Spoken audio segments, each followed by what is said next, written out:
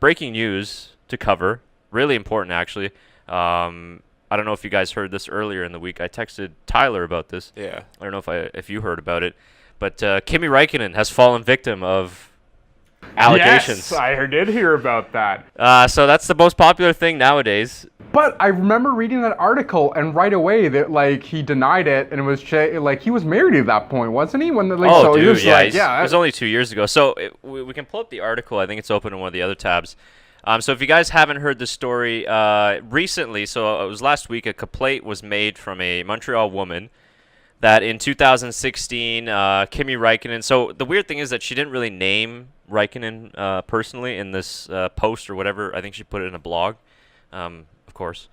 So she never really named him personally, but for some reason, I guess it was Ferrari driver. I don't know how they figured out it was him.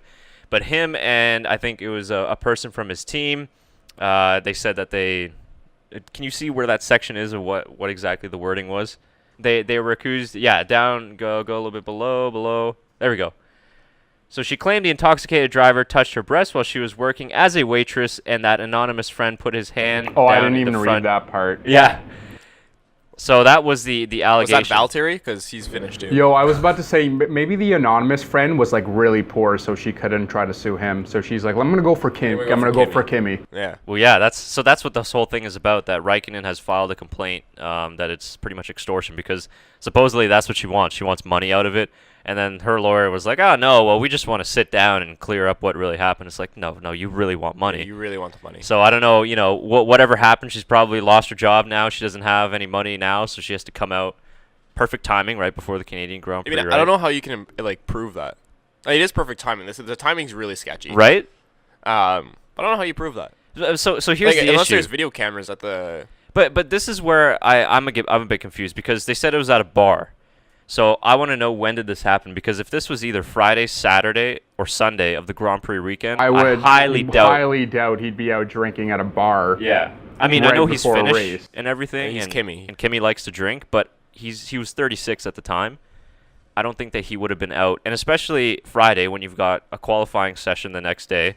And especially Saturday when you got the race. You're not going to be out at a bar. If it was during race weekend, they would have known it was Kimi Räikkönen, and everybody would have noticed. Like if we're in this room with a bunch of people, and I reach across and I touch Tyler on the shoulder or slap him on the head or something, people are going to notice that. People are going to be like, oh, why did he do that? Especially if it's two people, one person grabbing her breast and then another putting his hands down. Yeah. And the way that she described it, like that's pretty... I don't know how I should say it, but that's pretty like, personal. It's not just like a pat or whatever, like as you hear with some other stories. So why wouldn't you say anything at that time? Like who cares who it is? Especially if she would have known that this is a Ferrari driver. Yeah. I mean, that's a huge story. That's a huge problem if it was real. So why wouldn't you say anything at that time when it happened? It's definitely interesting. I mean, I don't think I it's just find the affected timing Kimi. a little- He just taught his son how to drive. He's 5 years old. And It's I- less than that. He's fine. And I said, Of course yeah. he knows how to Did you drive. guys all see that post? Or- Yeah. Of course he knows how and to that's drive. the other point too. Is like he's got a kid, and guys, And his wife. Look at his wife. His wife is like...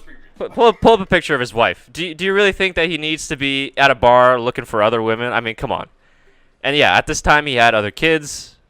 It just doesn't seem like he would do something like that. And again, the timing. So when were they at this bar? I mean, it depends when the drivers get to Montreal. Was it on a Thursday? Was it on a Wednesday? I feel like Look they'd at be there that. now. No? Exactly. Like so there. Point taken.